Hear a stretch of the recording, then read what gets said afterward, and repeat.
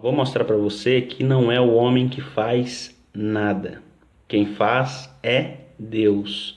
Esse homem aqui, ó, ele só fez o dobro de milagres que Elias fez. Qual é o nome dele? Eliseu.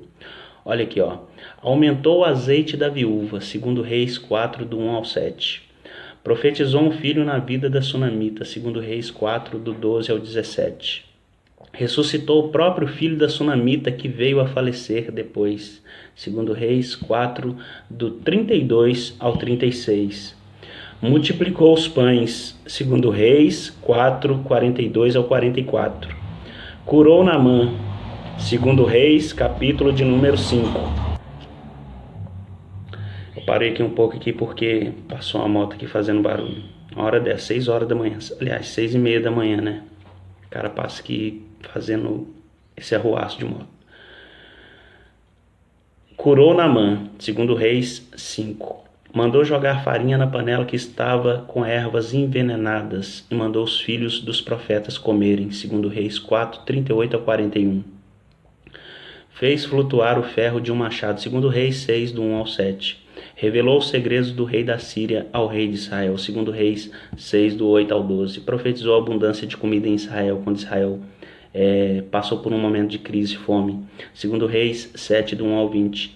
Agora preste bem atenção, os ossos de Eliseu ressuscitou um homem, segundo Reis 13, 21. Estavam lá cavando buraco para enterrar um homem. Daqui a pouco aparece quem? O exército dos moabitas. Eles pegam esse homem e jogam esse homem cai em uma cova. A Bíblia vai dizer que é a cova de Eliseu. Quando esse homem ele cai nos ossos de Eliseu. A Bíblia diz que esse homem ele ressuscitou. Olha para você ver, os ossos de Eliseu. Aí agora vem aqui, ó. Eliseu morreu de uma doença, segundo Reis 13, 14. Agora uma pergunta. Quem fez todas essas coisas, Deus ou Eliseu? Quem fez todos esses milagres extraordinários? Foi Deus ou foi Eliseu? Responda aí. Quem é que foi? Ai, meu pai. Claro que foi Deus, não foi Eliseu. Você já viu morto ressuscitar alguém? Mas a Bíblia está dizendo, ó, os ossos de Eliseu ressuscitou um homem. Por quê? Porque nos ossos de Eliseu havia unção, havia poder de Deus. Isso mostra para nós que não é o ser humano que cura o outro. Quem cura é Deus. Deus apenas nos usa como instrumentos nas mãos dele. Olha para você ver, os ossos de Eliseu ressuscitou um homem. Aí Eliseu agora, ele me morre de uma doença, segundo Reis 13, 14. Por que a Bíblia deixou registrado isso, que Eliseu morreu de uma doença? Justamente para enfatizar que o homem não é nada, que quem faz é Deus. Eliseu ele fez o dobro de milagres de Elias. Se eu não me engano, Elias fez 7, Eliseu fez 14. Então, irmãos, nós não podemos subestimar um homem de Deus, uma mulher de Deus. Ah, fulano de tal orou e o fulano de tal não foi curado. Como eu mesmo disse, se eu chegar no hospital, tiver 10 quartos com 10 doentes, eu vou orar nos 10. Se Deus curar 2, amém. Se Deus curar 1, amém. Se Deus não curar nenhum, também amém. Ele continua sendo Deus, eu continuo sendo um homem de Deus. Eu não vou me desviar por causa disso, eu não vou me desvirtuar da presença de Deus por causa disso. Não, ele vai continuar sendo Deus. Eu não creio em Deus por aquilo que eu vejo, eu creio em Deus por aquilo que ele é. Geralmente Deus ele manifesta muitos sinais, é para quem é incrédulo, para quem ainda não crê nele. Aí sim ele vai falar através de revelações, ele vai curar, ele vai fazer isso, ele vai fazer aquilo. Por quê? Porque ele quer se revelar para essa pessoa de todas as formas. Agora, para mim que leio Bíblia dia e noite, conheço a palavra do Senhor, ele não vai ficar fazendo milagre toda hora para mim crer nele, porque eu já creio. Deus ele vai me dar experiência aqui na palavra. Ele não quer que eu seja menino que fique correndo atrás de cura, de revelações, não. Então é importante a gente entender isso. Mas muitos pegam de, não, você não é homem de Deus, então cura todo mundo. Tô falando baixo assim porque minha esposa tá dormindo, viu, irmãos? Você não é homem de Deus, cura todo mundo. Isso é o diabo. O diabo tentou Jesus no deserto com os filhos de Deus. Não é diferente. O diabo falou assim para Jesus no deserto: Você não é filho de Deus? Você não é filho de Deus? Sendo que um momento antes, no batismo, Deus falou assim para Jesus, ó, eis aí o meu filho amado, em quem tenho prazer. Deus chamou Jesus de meu filho amado. E logo após o diabo fala, tu não é filho de Deus? Então o diabo ele vem para trazer a dúvida. Ele vem para jogar indiretas.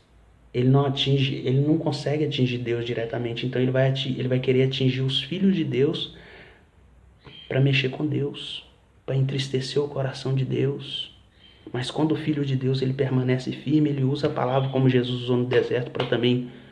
Outro dia um ateu, ele falou uma besteira, ele falou assim, ó, eu tenho nojo de cristãos, esses asquerosos. Eu falei assim, meu amigo, você ainda só está na terra porque o Espírito Santo está na vida dos cristãos aqui na terra.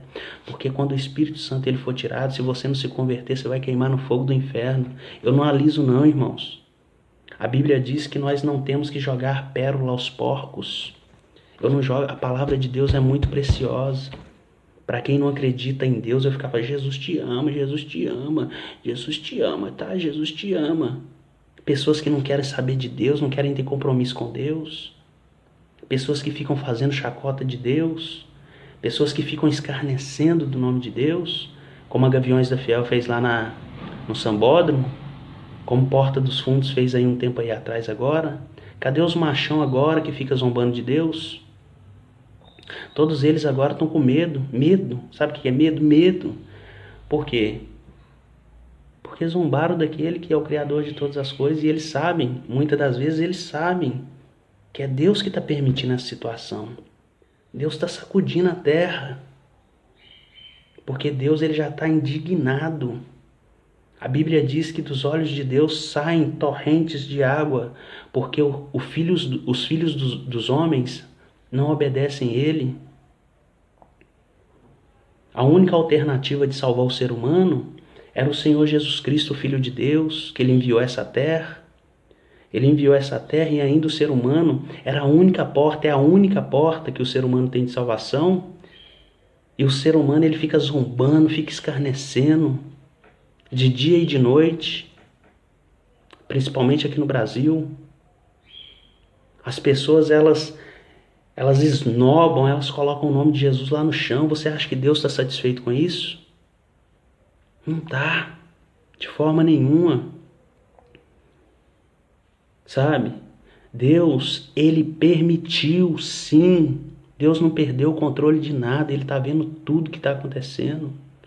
E muitas das vezes Deus ele permanece em silêncio. Pode ver na Bíblia todas as vezes, principalmente no Antigo Testamento. Muitas das vezes peste, praga, é juízo para a nação corrupta, iníqua. E muitas das vezes os animais, que nem a gente vê no Antigo Testamento, paga pelo pecado do ser humano. A Bíblia diz que a terra clama o sangue daquele que derrama sangue. E derramar sangue não é somente aquele que mata o outro com a facada, com um tiro, não. É aquele que tem raiva do seu irmão, que tem ódio, que tem ressentimento, que tem mágoa. A Bíblia diz que aquele que odeia seu irmão, ele é homicida também. Então nós estamos vivendo, Jesus falou em Mateus 24, é o princípio das dores. Haverá guerras, rumores de guerras, nação contra nação, reino contra reino, pestilência, né?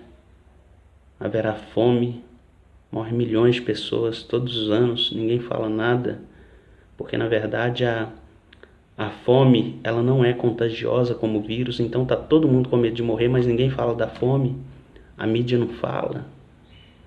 Por que que a mídia não fala?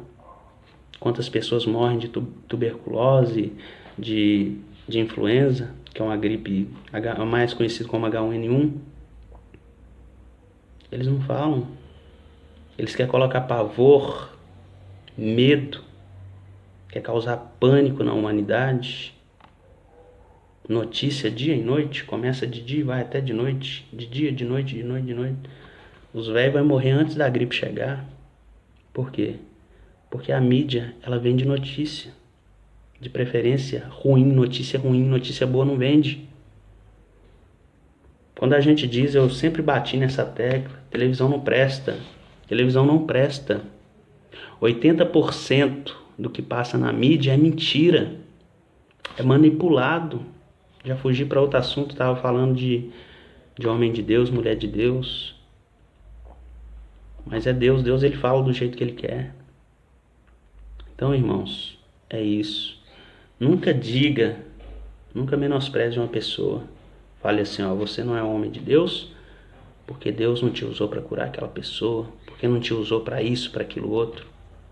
Entendeu, irmãos? Eu tenho experiência com Deus. Eu orei por uma mulher lá, pode perguntar à minha esposa, pela misericórdia de Deus, eu orei por uma mulher lá em Carapicuíba. Ela tinha um buraco desse tamanho assim na perna. E a mulher, ela foi curada, fechou aquele machucado, aquele buraco na perna dela. Não sei se era diabetes, eu não sei que diabos que era aquilo. Só sei que fechou. E muitas vezes eu já orei por outras pessoas também e Deus não curou. Eu deixei de ser homem de Deus e Deus deixou de ser Deus por causa disso? De forma nenhuma. Ele faz do jeito que Ele quer, da maneira como Ele se agrada em fazer. Ele é Deus e Ele sempre vai continuar sendo Deus. Isso não muda a soberania dele. E nem muda a pessoa também. A pessoa que é chamada por Deus, ela foi chamada e não tem questionamento. Todos aqueles que foram chamados por Deus, Deus trabalha na vida deles em determinados momentos de uma forma, em determinados momentos de outra. É Ele que escolhe. Então, irmãos, que nós venhamos a ter respeito com as pessoas, seja de qualquer segmento. Qualquer segmento. Não é somente cristãos, não. Qualquer segmento. Então, nós temos que aprender. Nós temos que aprender a respeitar as pessoas. Principalmente aqueles que são filhos de Deus. Porque são chamados de propriedade exclusiva de Deus. Se você mexer numa propriedade exclusiva aí, ó, dependendo da pessoa, ela manda prender você. Ela manda até matar você. Imagine uma propriedade exclusiva de Deus. Quem toca. Quem tenta contra essa propriedade exclusiva de Deus. Então venhamos a refletir. Amém? Deixa essa palavra da parte do Senhor Deus. Espero que você pare, pense e reflita. Em nome de Jesus. Amém?